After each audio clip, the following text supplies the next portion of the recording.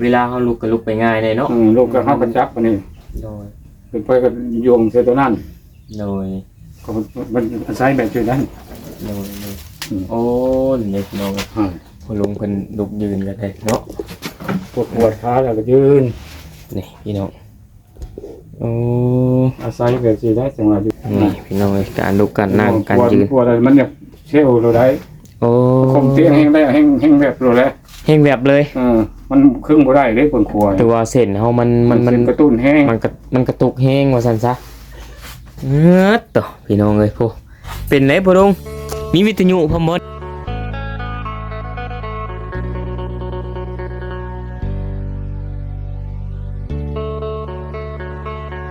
ถ้าก็เปิดน้ำกระท่อมก็กินโดยยาเสพติดก็บอกว่าแต่ยาบ้ามีหลายแนวเนาะมีหลายแนวชนิดเป็นกาแฟนี่ก็ติดบ่คุณกาแฟผมบ่ติดเนาะตื่นเช้ามาแล้วอยากได้พี่น้องเอ้ยเพราะว่าเคยกินนี่มันก็ติดประเภทนึงแต่ว่าสังคมยอมรับเนาะกาแฟก็ถือว่าบ่เป็นหยังพี่น้องตัวนี้เส้นแบบว่าเป็นนั่นกาแฟมันเป็นช่องหลายชนิดเป็นไพ่เป็นอันนี้นี่ยังพอมีเล่นมีหยังเนาะคุณลุงเนาะในงานบุญงานหยังเนาะมีไพ่อันนี้ก็ถือว่าเป็นการพนันนะแต่ว่าเป็นเลขเป็นหยังแต่ว่าสังคมยอมรับมันก็เป็นธรรมดาเนาะเรื่องธรรมดาแต่สิ่งที่ยาเสพติดบ่เป็นนั้นสังคมบ่ยอมรับมันเป็นที่ว่าผิดกฎหมายเนาะคุณลุงเป็นเลขกับบ่แม่นเว้าได้ลูกอุลิแล้วมาไม่แม่นได้ระบบเลขให้ผู้ใดโอ้เลยนี่โอ้บ่ลิแล้วบอกเลขแม่นบ่เราเงินให้26,000มื้อก่อนออก26ให้เราเอาลีต่อชุดก่อนชุดมาตะบิดให้เราเอาเงินให้39,000โดยก็ออก39ตัวเองบอกเลขบ่ลูกนี่มันบ่ได้โตหาเราดอกกับมันออกตัวเองก็บ่ได้ซื้อบ่ใส่ใจเลยโดยครับบ่มีเงินหลายในประตูเอ้ยว่ะเขามีตัวนี้แล้วก็ได้ให้เจ้าซื้อกับปกกาแฟซื้อขนมกินสุ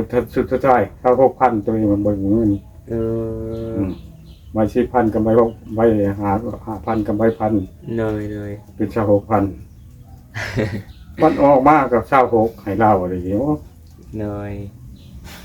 ถือว่าบอกเลขว่า2เทื่อยังออกเนาะเอาเงินให้ได้มันเราบ่ได้บอกแล้วว่าเสียจะซื้อเลขหั่นแม่แฮน39,000ก็เอาเงินให้ซื้อน้ำได้สับปะรดน้ำนี่ก็ต้มเนาะกินน้ำบาดาลนี่บ่กินน้ำบาดาลต้มกินน้ำบาดาลต้มกินพี่น้องเอ้ยส่วนลายหมดเล็กน้อยเงินใกล้เขามักพอไปกินโลดโตู้เบิ่งเลยมันบ่งามใครกระติกแต่มันมีเห็นแค่ตัวแดงๆไงเด้โอ้อันนั้นคือเฮามักง่ายเนาะมักง่ายแต่ว่าเขาสูบมาโยมมาอะไรกินด้วยโอ้เป็นยังมากกับไซส์เขาเอาลดล่างพาหนะโดยก็คือผู้อยู่ในนี่บัวได้มีดินเป็นของตัวเองบ่ไม่เป็นแบบเดียวกันบนเงินดินแหละ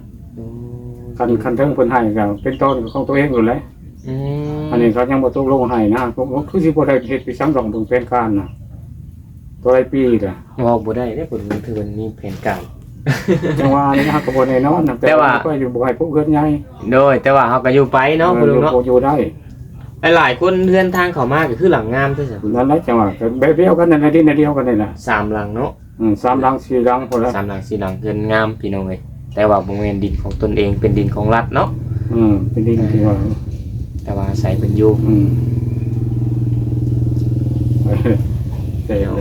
ลำบากพี่น้องเช่นพ่อลุงเพิ่นอยู่ผู้เดียวเป็น1ข้าว1น้ำนี่ก็ให้อยู่ให้กินนี่ก็สั้นๆยกๆแยกๆจังซี่แหละพี่น้องก็ถือว่าลำบากการอยู่การกินการเฮ็ดกันใช้ชีวิตก็ได้ต้องชูชนลูกหลานบัดบ่ได้มาอันนี้เบิ่งเองเนาะลูกเต้าก็คือว่าแหละไปอยู่น้ำลูกน้ำเมียแต่ลืมพ่อหรือแม่เขาก็บ่มีบ่ได้ว่านั่นดอกเขาสิไปหาเขาว้าวง่ายๆไปดูเขาอยู่ลูกอะไรเขาก็บ่มีกันเขาจะเบิ่งบ่จักได้ว่าเขาไปมายามอยู่บ่ล่ะมาอยู่ตะกี้มาอยู่เคยเอาเงินเอาค้ำให้อยู่บ่เป็นละแสน2แสนเขาได้เฮ็ดเวียกแล้วมาโอ้แสดงว่าเพิ่นก็บ่มีคือกันเนาะเขาก็บ่มีเส้นสิเอาพ่อลุงมาอยู่น้ำบัด จะได้ยัน พอลุงบ่จักเมื่อเองได้อันนี้เขาจะเมื่อทำอยู่ไปสิรำคาญเขารำคาญบัดเจ็บยามเจ็บยามโซ่นี่อันนี้ก็ยามัน พอลุงขออยู่ผู้เดียวเนาะ อยู่ผู้เดียวมันก็จะคำมากอ่ะไป9 โมงแล้วก็นอน โอ้ หมอนน้องลงลูกหลานมาเล่นน้ำเขาก็เมื่อ อ้ายบ่อยากเป็นภาระของลูกว่าซั่นขออยู่ผู้เดียวแบบนี้แต่ลูกมีลูกอยากให้กินหรือว่าอยากหาเงินค้ำให้ก็ยืนได้เนาะ อยู่ในเมืองแล้วก็อยู่ในเมืองนี่ บ้านโน่นสว่างโน่นแสงทางปราสาทโดง โอ้ แถวเฮือนก็ได้ โดยอันนี้บ้านอุดมมิไซเนาะ อุดมวิไล อุดมวิไลพี่น้อง อืม บอกผิดได้พี่น้องเลยเปิดคลิปเพื่อมันก็บอกอุดมมิไซอุดม อุดมวิไล อุดมวิไลพี่น้อง อุดมสมบูรณ์น่ะวิไลพอ บ้านอุดมวิไลอยากดื่มเรื่อยเนาะง่ายบ่พอลงหมู่บ้านนี่จ้าหลังคา โอ้ใหญ่เลย900 900 อืม มอดต่อถือว่าบ้านหลังใหญ่พี่น้อ บ้าง นนั้น บ้านใหญ่ บ้านน้องโพนมีแต่300 โดย อันนี้2 ทบโอ้ โอ้ ยังคนบ่ทันได้แบ่งเป็นบ้านใต้บ้านเหนือ ยังบ่ทันแบ่ง เกิน มีวัดจักวัดนี่ วัดเดียวนะ วัดเดียวแต่ว่าหมู่บ้านใหญ่เนาะ หมู่บ้านใหญ่ หน่วยแต่ละปีนี่เพิ่นก็เฮ็ดบุญเฮ็ดศีลประจำปีอยู่บ่บุญบังปอกบังไฟมีบ่เพิ่น บ่มีบุญบังไฟ บ่มีเนาะ แต่เริ่มมันมีวัดมาเนี่ยผมบุญตัวเองก็ยังบ่ได้เฮ็ด โอ้ มีแต่บุญธรรมดากับบุญ บุญแจกข้าวแจกหยังธรรมดา มีดอกอันนี้ อ่า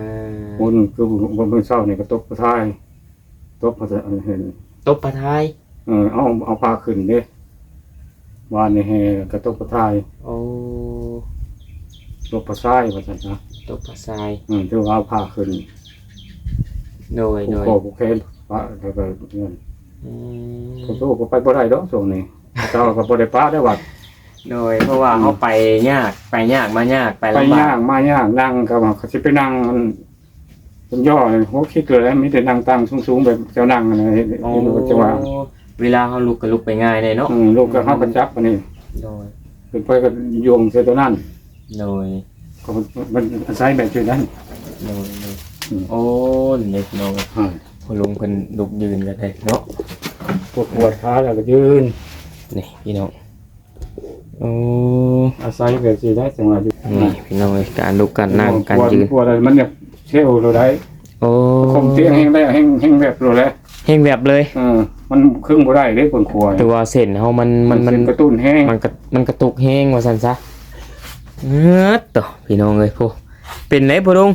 มีวิทยุพร้อมบ่นี่ จะอยู่น้องชายมัน พังได้บ่นี่น่ะ หากระฉากเด้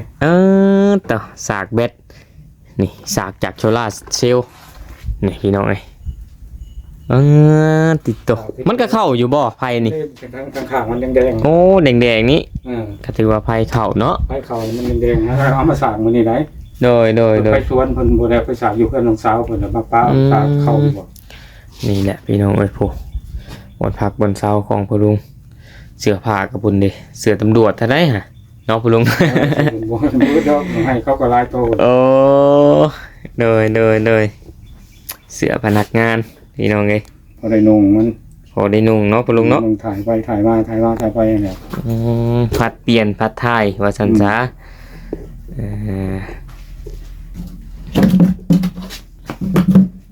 ก็อยู่หมกๆแม่ๆอยู่เนาะพ่อลุงเนาะ อยู่ไปตามกันพันใจนี่แหละถึงผู้เฒ่า ตามภาษาผู้เฒ่า เทื่อผู้เฒ่ามาเล่นน้ำกับตัวเองว่ามันคู่มื้อนี่มันมีแต่รอท่ามาลงคือมึงไม่ซุกนี่แหละ ถ้าอรุณคือม่วงสุกว่าซั่น ซุกแต่บิดมันยังเขียวมันก็ยังจับหมากมันจับไปกกมันอยู่ต่อมามันเรืองต่อมามันก็รุน โปรจักว่าหมากดิบหมากชุกสิไปก้อนได้จักสิไหนสิล้นก้อนได้พ่อลุงเอ้ย จังหวะแบบเดียวกับเฮานะ แม่น โหดำไปก่อนโหดน้ำลังก็มี หลายพ่อลุงเอ้ยแบบนั้นก็ได้ ส่วนหลายนี่ก็มากินยาเนี่ยมันหมักไปเลย อืม ยากระท่อมกระแทมคือว่าเลยนอกจากยาเสพติดในให้อันนั้น ไปเลยเนาะพ่อลุงเนาะอืม นั่งไปนั่งมากับเศร้าหอนคือกันเนาะ แต่ก็ยังมีนั่นอยู่ได้ไอพุ่มๆอยู่เนาะ เพราะมันต่ำๆหนึ่ง มันต่ำถ้าว่าเฮายิงเงินเพดานยิงอันนี้ติดนี่จะว่าใครกูหนีไปจ้ะ ใครมันไปสิยิ่งให้ น้องชายก็มาชวนอยู่ โอ้ ชวนไปชวนพูนเพราะว่ามันมีรถทุนได้อยู่ดุม ชวนไปยังกันนะพ่อลุง ชวนยิงอันนี้นะเพดานนี่นะ โอ้มีอยู่บ่สาเพดานกันเลย แผ่นอันนี้แหล้วนี่ โอ้ยิงแผ่นเขียวๆนี่ เขาต้องการก็ให้เขาเอามาแล้วเขาก็ สร้างชื่อให้เขา สั่งซื้อก็สิ เขาซื้อแผ่นเท่าไหร่ จะเขาเอามาให้ ขาย เบิดนี่ก็มีแต่50,000เนี่ย เบิดนี่ เป็น นะ เครื่องไม้สองไม้เส้นไม้หยังนี่ โอ้แสดงว่าเพิ่นเอามาให้ เขาเอามาให้เฮ็ด ขายกัน มือนั้น ธรรมดาเนาะ อืม บ่แพงปานใด เอามาไปเป็นลูกแอนขึ้นห้วยตันเลี้ยงเท่าก็ได้ตันกับเป็นตอกแล้ว โอ้ ซื้อตะปู โดย เป็นซื้อตะปูมาตอกให้กับบุญคุณเรากับดีอยู่แล้วจักไว้ทั้งไทยเดียวนี่ ไว้นำกันกับผู้พ่อนหรือว่า เล่ากับไปลงไปทางพุ่นน่ะมึงก็ว่าสิลงไปน้องเห็น มื เหมือน มามือสุดท้ายแล้วมากับลูกจอย บ่จอย โอ้ มาก็ชวนกันไปตื่นมาเช้าขี่รถจักรไปว่ะ โอ้ไปกับมาอีก โดยเพราะว่าบ่ได้ไปน้ำกันช่วงนี้นะเฮาก็ได้ไปคนละทาง คนเนี่ยมันน้อยน้ำคนไปมากกันยาก แม่นพอลุงเลยไปยากมายาก แต่ว่าเฮาก็อยู่คนละบ้านบางเทื่อก็ค่าเวียกค่างานแล้วออกบ่พร้อมกัน บ้านใกล้กันบ่ ไกลกัน โอ้ย เพราะว่าบ่แอนเราจะอยู่บ้านอ่าพูนบ้านนั้น เงาทราย ทางนาซ้ายพุ่นบ้านจำบ่ได้แล้วทางขึ้นไปนาซ้ายฮะบ้านของเราน่ะบ้านบงวันศรีบ่นั่นแหละ จังหวะพอเฒ่ากับบ่ได้ไปเกือบลง เฮาบัดอยู่พี่เด้ก็เลยอันนั้น แต่ แต่ว่า ว่าอยู่ทางเชโน่สิ แม่นทางบ้านพีนบ้านโคก วันนั้นลูกพ่อนปันบ้านนี่บ้านนี่จ้ะ ห้วยยาง บ้านหัวยาง อยู่ไกลกัน กับเทวันรักษาสิหาแทเชโน่ไปได้เนาะ แม่น มันนั่งอยู่ไกลกัน โดยต่อเนาะโหดเอาแต่ว่าเฮาอยู่แบบนี้บ่มีไผมาเบียดเบียนกะดีเนาะพ่อลุงเนาะก็ถือว่าเฮาก็มีความสุขดีหั่น มี นะ ความสุขแล้วพอในโตเลยมันบ่มีผู้ใดเว้าจังซั่นจังซี่ บ่เฮ็ดให้ ว่าแล้ว เราคิดหลายว่าง่ายซะ เพราะนั้นเขาก็ยังหาเรื่อง ยังหาเรื่องใส่พ่อลุงอยู่ หาเรื่องในส่วนก่อนนั่นเอง หาเรื่องมาได้พ่อลุง อีตาป้าเนี่ยที่มีสังตื่นมื้อเช้าไปหาเรากินกาแฟเนี่ยเพื่อนคนอันเลือดผู้ดีว่า อ้าว ไปบ่ได้ไปกินกระดาเขาอะ อ้าว กับผู้เดียวอะไรเป็นผู้เว้าก็เลยว่าเชิญมาเบิ่งแหน่ตื่นมาภายหนึ่งเขาให้กินส่งว่าไปนำคงว่าเพิ่นจังหนึ่งก็นึงนะเพราะตัวเองเมาเองหับเป็นปัวหับเบิ่งยังหับแย่งเนาะ เพิ่นว่าเจ้าน่ะ ตื่นมาแล้วไปหากินกาแฟอยู่เฮือนผู้นั้นเฮือนผู้นี้ เขาให้บ่ทันกระดาเขาอ่ะ อ้าวอุ้ยสร้างว่าแท้โอ้ คนหาเรื่องยังเอาอยู่ตัวตู้ก็บ่ได้ใส่ใจซื่อๆได้เครื่องของกันหลักเอามา โอ้ เขาใหญ่ใจดีคนช่วยเหลือคอยคนนะรักเอามาเป็นทั้งน้ำเป็นนั่นก็คุยแค่ช่วยสิรักคนไปเอาเครื่องน้องกันเขาก็จังยืนได้ตัวใดสิให้พอเอาแล้วเนี่ยตัวคอยกวบให้เจ้าว่ะ น้อย ก็ยังว่ามันเป็นบ้านะข้าพเจ้าสิไปลงขีดมันเห็นหนกมันเป็นบ้ามันนั่งขีดให้ ให้ อ้าว เอากับเจ้าเคยลงที่นั่งให้ซื่อๆก็เว้าเรื่องนี้ โดย คอยเห็นเยอะเลย เออ ให้ยายเพิ่นย่องหรือว่าอะไร อาจจะบ่ฮู้ว่าให้ด้วยเหตุผลใดเนาะพ่อลุงเนาะตอนนี้เพิ่นนั่นอยู่เพิ่นเฮ็ดงานอยู่ในนี่นะวะอยู่บริษัทของลาวบ่ บริษัทนั้นคงอันนี้ เป็นแม่บ้านเนาะได้ยินข่าวว่าเป็นแม่บ้าน เป็นแม่บ้านแทนลูกสาวเสี่ยวข่อยแทนลูกอีตูน โอ้ อีกระแตนี่ โดย จักเสาอยู่ไสแล้วบ่จักดอก ตัวเพิ่นเช่าให้ค่ะเช่าก ระถางไม้มาแต่ไสซะพ่อลุง ทั้งเพิ่นให้แต่เพิ่นจะอยู่พี่เลย โอ้ตะกี้ แต่ว่ามาใหม่เนาะตะกี้ท่านได้มาแม่นบ่ เอามาคือกันแหละตอนสิไปก็ทางตัวนี้แหล้วไปนำ โอ้ เพิ่นซื้อข้าววันพ่อใหญ่ใจดีของอันนางดวงนี่แต่ก่อนเราก็โทรมาหาอันนั้น ลูกมันลูกหักแล้วอยู่อีหมกนี่แหละ อ๋อเพิ่นซื้อดวงบ่ ชื่อดวง เพิ่น เจ้าของบ้านพักอัน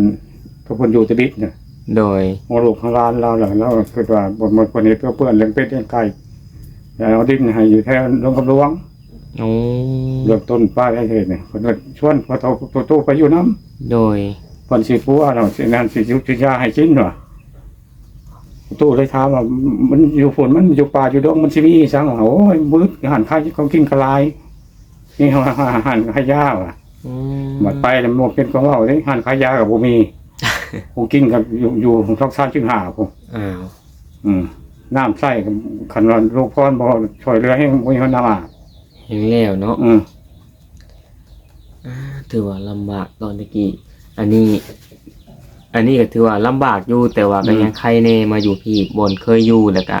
มันเคยอาศัยว่าแต่ห้องเขามาแล้ว ยังว่ามีลูกหลานแถวนี้หลาย ลูกหลาน คอยเป็นคอยแย้ง บ่แม่นลูกขี้ของตัวเองเขากระเบิง อืม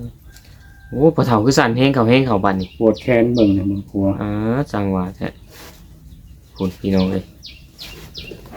บัดลูกกันนี่นะ โอ้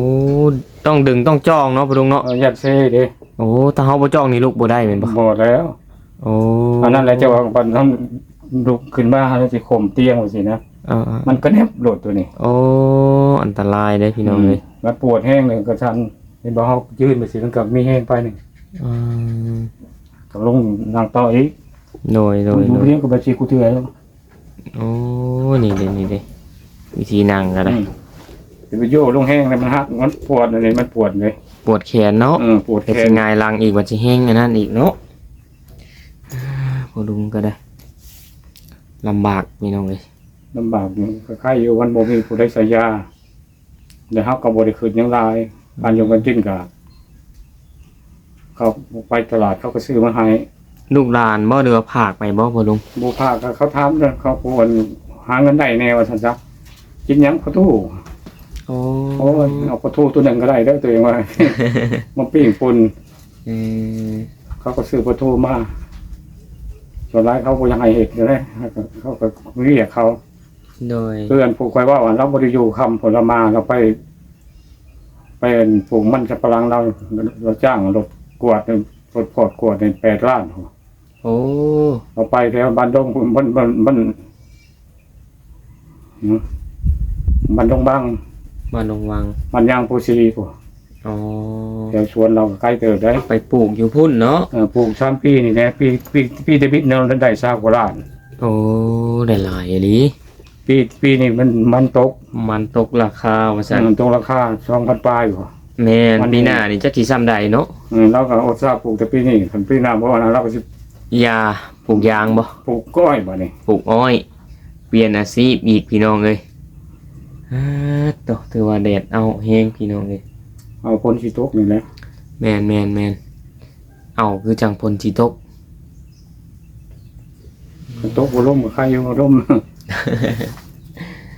เมื่อวานนี่แห้งว่าฝนลงฝนตกนี่ แห้งอยู่สมควรอยู่ เอาฝนตกแห้งพอสมควร แต่ว่าคันตกไปสิก็คือปลูก เดี๋ยวครับมื้อนี้ก็มาอัปเดตหรือว่ามาเยี่ยมมายามมาเล่นพอลุมาเล่นมาหาพอลุงพี่น้องเลยเนาะเพราะว่าเขาได้ลงมาทางนี้เขาก็แวะหาพอลุงหั้นนะพี่น้องเลยเนาะก็บ่ได้มีหยังมาผากมาต้อนซ้ำพี่น้องเลยเนาะ จำได้จำนี้แหละ โดยเดี๋ยวสิเอาเงินไว้ให้ประตูซื้อกระพงกระเพจัก10จักซาวเด้อประตูเด้อ ไปแบบบ่ได้เลยแล้วบ้านได้หรอ โดยเพราะว่าลูกหลานกันบ่มีหยังมาผากมาต้อนเนาะพ่อลุงเนาะอ้าวเด้อพ่อลุงเด้อ จะหันจะมีดีๆมีแห้ง โดยสาธุโดย ไปมาทางใดก็สะดวกสบาย โดย ให้เขาโกยเป็นคนคำให้โลด โดยสาธุสมพรปากพี่น้องเลยเนาะก็ขอให้พ่อลุงก็อยู่ดีมีแฮงคือกันก็ขอให้ เป็นประหยัดราคา มีผู้รักผู้ใหญ่